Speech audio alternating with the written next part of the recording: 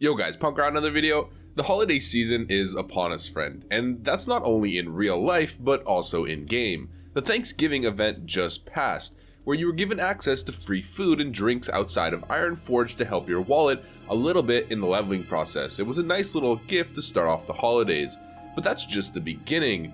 We're about to roll out into a bunch of different seasonal in-game events which have their own interesting perks.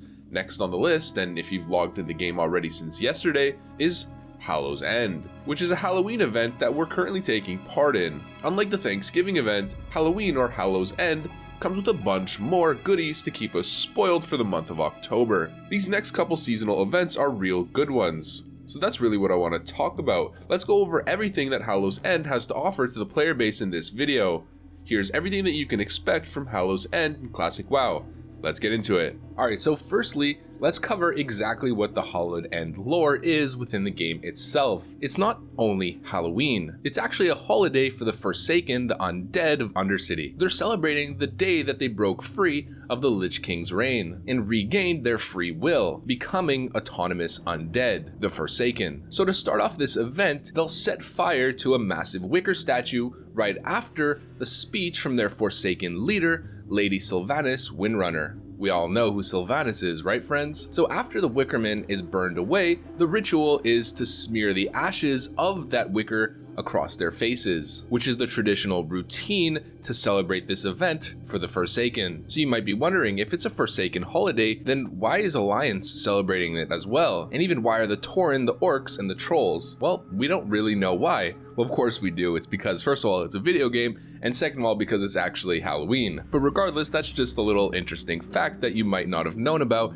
that this Halloween event is actually celebrating the Forsaken's sovereignty and liberation from the Lich King's will. So what exactly does this event have to offer? So firstly, I want to mention that events in Classic WoW are not as fleshed out and intense as what you might have experienced in later expansions. It was sort of the dawn, the start, and they were just kind of like little events. But nonetheless, Hallowed End has a good amount to offer. The first is the Pumpkin Bag, which is kind of similar to the Traveler's Backpack, that 16-slot green item that the whole instance is rolling neat on and you just never happen to win. Well, now we have an alternative. It's called the Pumpkin Bag, which is a 16-slot bag that can drop from any level 50 plus undead mob. And the most important part is that it's not unique, so you can have as many of these as you wish. But the caveat is that it's bind on pickup, meaning you can't grind these and put them up on the auction house for profit, or you can't grind them and send them to a bank alt or anything like that and have all of your characters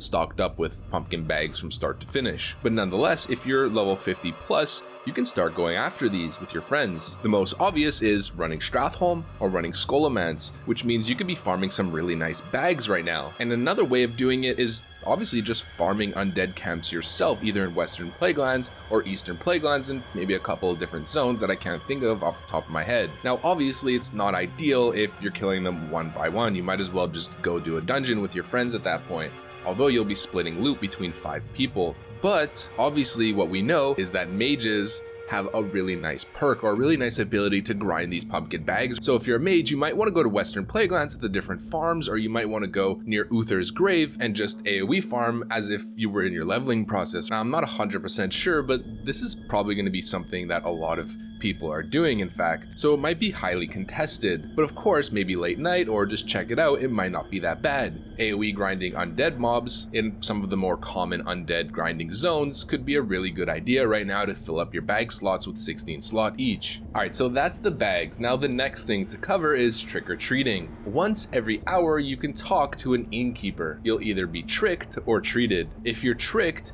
you're gonna get a costume where you can transform either into a frog, a kitten, a skeleton, mini Diablo, a human ghost, or a snake for a minute or two, and these cannot be clicked off. You have been tricked. Now you could also get tricked by gaining a random Hallowed End costume cast onto yourself from the innkeeper. It can be an assassin, a leper gnome, a bat, a pirate, a skeleton, or a wisp. Keep in mind that I think if you're a skeleton or a wisp, or maybe a couple other ones like the bat, of course, you can't cast a mount. So it's kind of a bit of a nuisance, but you can just click it off. And I'm not sure if it's like the Furbolg, costume where you're able to cast spells or not, or if once you get in combat it disables, so I'll have to figure that one out. Now if you're lucky, you'll receive a treat bag, which can contain a couple different items. The first is candy. You can get a lollipop, a candy bar, or candy corn. This is just nice food that you can use that heals you for percent-based health and mana, meaning it's water and food built into one item, and it regenerates 3% every second for 25 seconds, meaning you could use this in your entire leveling process from start to finish, and you don't have to keep buying higher level food and water. It just scales with whatever level you are because it's healing you and giving you mana regeneration based on percentage. The next one that you can get from the treat bag is a flimsy mask, which allows you to put a mask onto your character, which is just a random gender or race. So if you're a human, you could get maybe like a female gnome mask and just pop it onto your character. It's just sort of like a dumb novelty item to have running around. Before I got home and the Hallowed event started, my friend sent me this screenshot of his character. It's just an old school homage to vanilla. Now the next one is a hollowed wand, which has 5 charges on it, and it's basically the same thing that we saw with the tricked aspect where he'll cast a costume onto you that you can click off, except you can now do that to friendly players within your party only, so you can't just do it to random people, they have to be partied with you. It has 5 charges, and it has a chance to apply the same costumes, the leper gnome, assassin, bat, skeleton, pirate, or wisp for 1 hour. So in order to trick or treat, you have to go see an innkeeper. Those are the guys that are going to apply the costume onto you or give you a treat. Alright, now this next one is kind of relevant to endgame. It's apple bobbing. So within any inn, you'll find the apple bobbing game. So if you guys know what that is, it's maybe when you were in elementary school and stuff, they had a bucket of water and they would put apples in it, and then you'd have to grab the apple with your mouth. So you can simply just click on the apple bobbing pool and you'll gain 5 bobbing apples for free. These work similarly to the candy, except they don't give you mana back as well, and it only restores 2% health per second. But what's interesting is that this is a well-fed buff, so it's a food buff.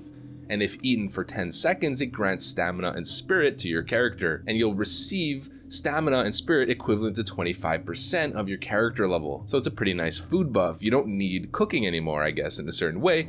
This is a food buff that you can be bringing to raids if you're a tank, if you're a healer and you want the spirit, or just in general if you're lazy and you just don't want to get an expensive one, you can just have this applied to your character and gain a good amount of stamina and spirit. Now let's start talking about quest lines, because there's a bunch of quest lines connected to Hallow's End. The first one is the orphan one. You're able to start a quest line that involves traveling to major cities and performing actions to get candy from innkeepers. Then you want to give that candy to an orphan. These are 4 quests that you can complete in all major cities. So for Alliance, it's Storm and Ironforge, a second one Ironforge, and the next one's Darnassus. And for the Horde, it's in Orgrimmar, Durotar, Undercity, and Thunderbluff. All you have to do is go to the innkeeper or go to whatever NPC is connected towards each quest, /flex, /chicken, /train, /dance, same thing for Horde, /flex, /train, /chicken, /dance, and then you'll get a treat from each one. Once you get all of those treats, you can then hand in Hallow's End treats for Jesper or Hallow's End treats for Spoops, which will give you 30 Hallow's End pumpkin treats. 30 of them, which is what we just mentioned for the orphan questline, that nice costume that some of them have really cool effects. And the most important part is that completing these quests gives you 100 reputation to all of the major city factions. So if you're trying to gain reputation to get a specific mount, maybe you're a human and you want the Night Elf mount,